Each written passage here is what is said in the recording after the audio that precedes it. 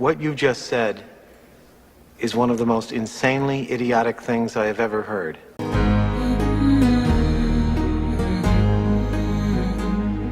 Greetings, fellow mortals. Just a reminder saying it's just my opinion is for cowards. The summer of 2025 has, without a doubt, been the best season in a long time for comedy. Rick and Morty, The Naked Gun, King of the Hill, Happy Gilmore 2, and now War of the Worlds 2025.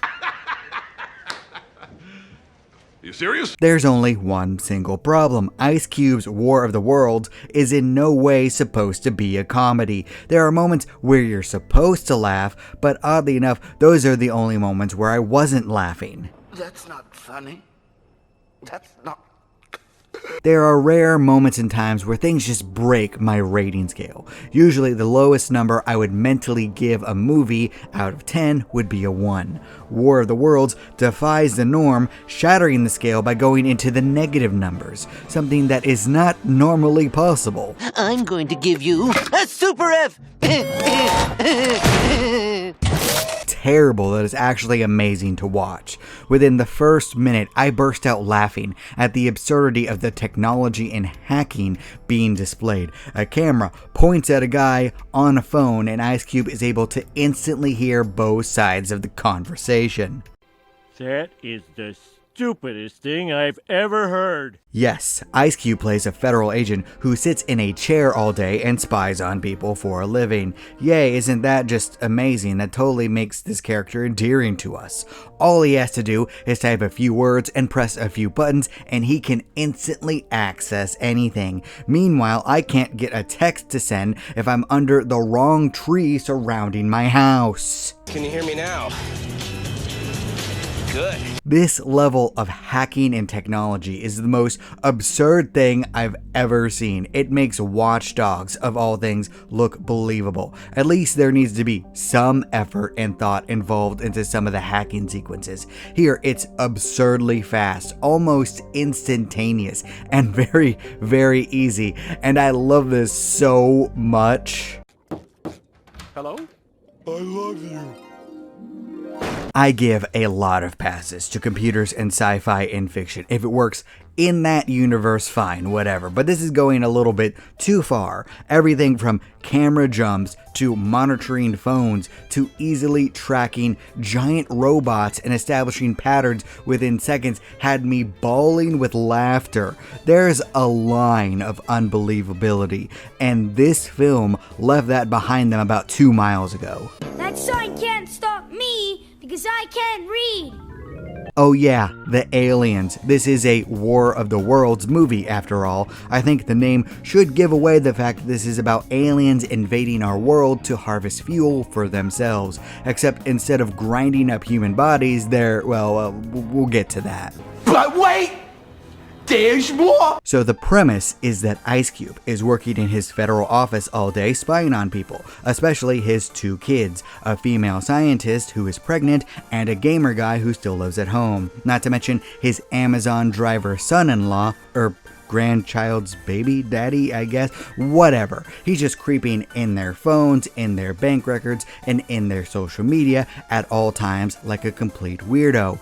Yes, a federal snitch. This is who we're following. Just fantastic. I love this character to death. I'm gonna bust you up, plum fum, and then I'm gonna wear your clothes. That was weird.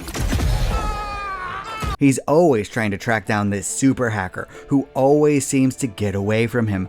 Oh boy, I wonder if this will relate to him later. But yeah, he's the eye in the sky for everyone. And apparently, he's the one single human being in his office during this day. There was time now. There was all the time I needed. It becomes clear within a few minutes that the vast majority of this film is Ice Cube sitting in a chair calling people, all of which use FaceTime for every single call and hold their phones up to their face no matter what happens, even on a dangerous mission where they're breaking down doors to arrest people, or weekly picking locks at the very least, because Amazon is apparently not willing to pay for a new door for someone. I'm not cheap. I'm generous. You almost tore a man's arm off for a penny. No matter what happens, they will always make sure to point the phone directly at their faces as they run away from dangerous aliens. Even if the camera is shaking all over the place, it will definitely be pointed at their faces. And oddly enough, despite being right under the invaders' feet all the time, all of the major characters survive those experiences without a scratch on them, except the daughter, but that's okay, it's fixed with tape. No, I'm not making that up. What the hell are you talking about? Who are you talking to? But yes, most of the movie is people looking at their phones or a computer, and it shows with the acting. I wouldn't say that anyone was absolutely horrible in this. They tried their best, but you can tell they weren't actually communicating with each other because their responses were always slightly off. I feel bad for them, except Ice Cube. That guy didn't care at all about this. Don't care. Don't care. Still don't care. I don't care. I thoroughly believe that they got this guy into a room for one single day and had him read from the script with minimal instructions about what he would be reacting to in this film. He sounded bored, disinterested, and almost sociopathic, considering that his pregnant daughter is in mortal peril at all times. Bad news. What? The Dacia Sandero. It's delayed. Oh no. Anyway, last week... He has one facial expression, and I'm convinced that any section of the film with him running was either a stunt double or him standing in one place with a red light behind him and shaking his phone. It was one of the worst performances I have ever seen from a famous celebrity who should know better.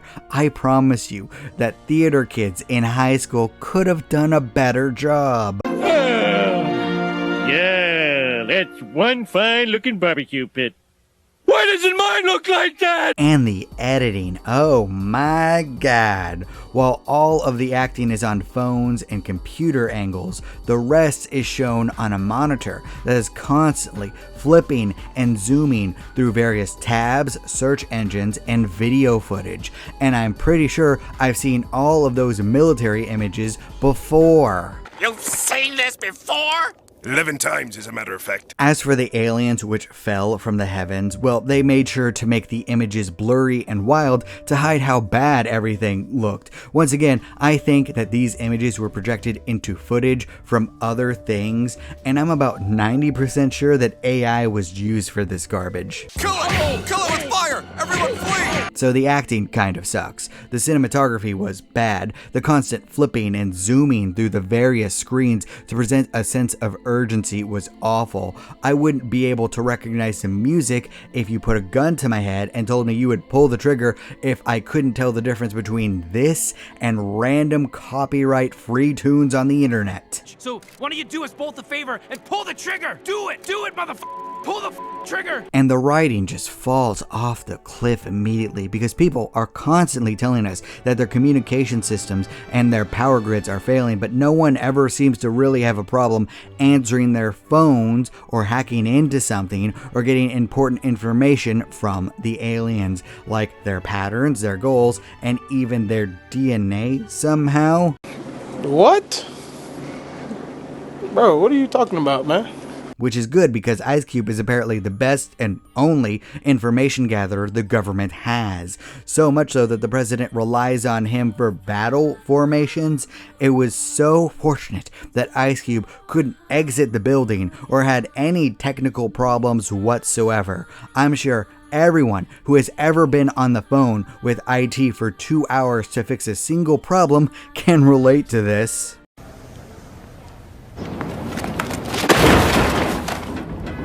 But that leads into the reason for the alien invasion. Now, I will give you a spoiler warning here, but knowing this won't affect your enjoyment of this film if you choose to watch it. Get a drink and a bunch of friends and laugh at this. It is hilarious. Here, have a look. Good. Good.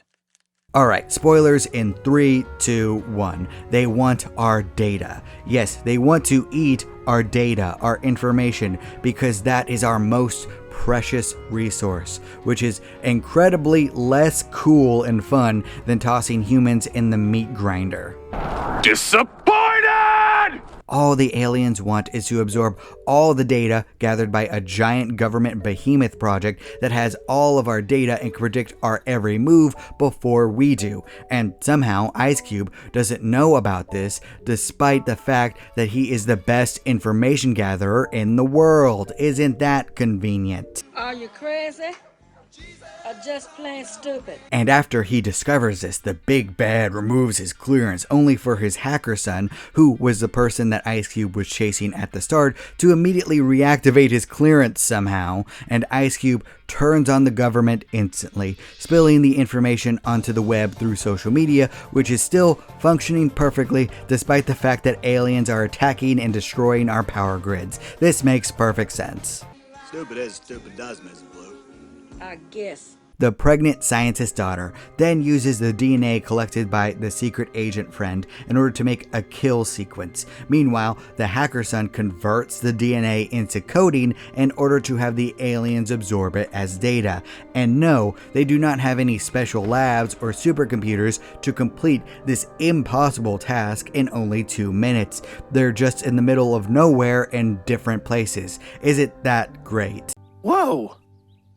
This is worthless. It's less than worthless, my boy. Oh, and that's not the best part. Amazon driver baby daddy has to fly an Amazon drone through the chaos and pay a homeless man with an Amazon gift card to help save the day by delivering the kill sequence.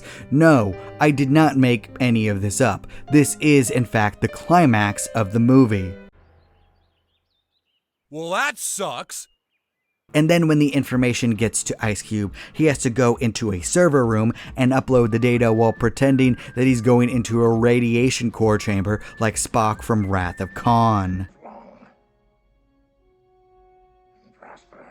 This somehow works instantly, defeating the aliens all at once like this is an Avengers movie and causing the air bombers who are about to blow up DC to abandon their mission within 2 seconds. But it's okay in the end, because Ice Cube somehow managed to live and reunite with his family who had grown distant from each other because his wife had died. Oh, did I forget to mention that fact? Or that there was a mourning scene as her memorial Facebook page was deleted because the aliens were eating our data. Yes, that happened, and it was very lame and stupid. What the hell is that? And Ice Cube quits the government, saying that he'll watch them like dogs or something like that, I don't know, because it's very bad that the government is stealing our data and using it against us. By the way, this message is brought to you by Amazon Prime, who is most definitely not stealing your data and selling it to our government. Stop Spider-Man. Wait, you? This might very well be the worst film I've ever seen, putting The Room or a bunch of college films to absolute shame, because at least the people involved in those were just doing passion projects. This is corpo slop made by people who knew what they were doing. They used Ice Cube and the War of the Worlds brand to get attention. I hate so much about the things that you choose to be.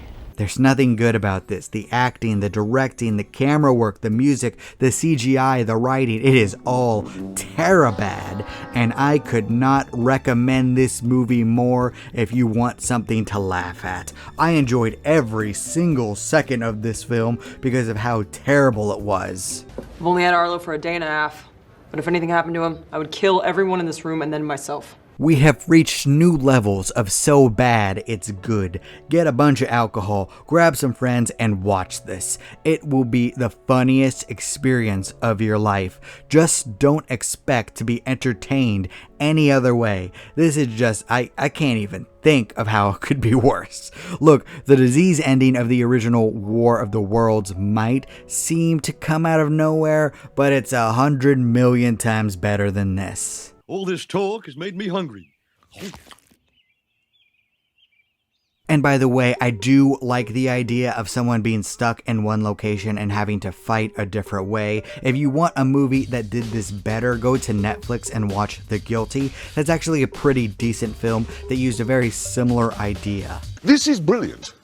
But I like this. But even if you don't go watch The Guilty, I do believe that we can all come together with this one. Just like the world did to fight off the alien invasion, we can unite to laugh at and mock this terrible corpo propaganda movie.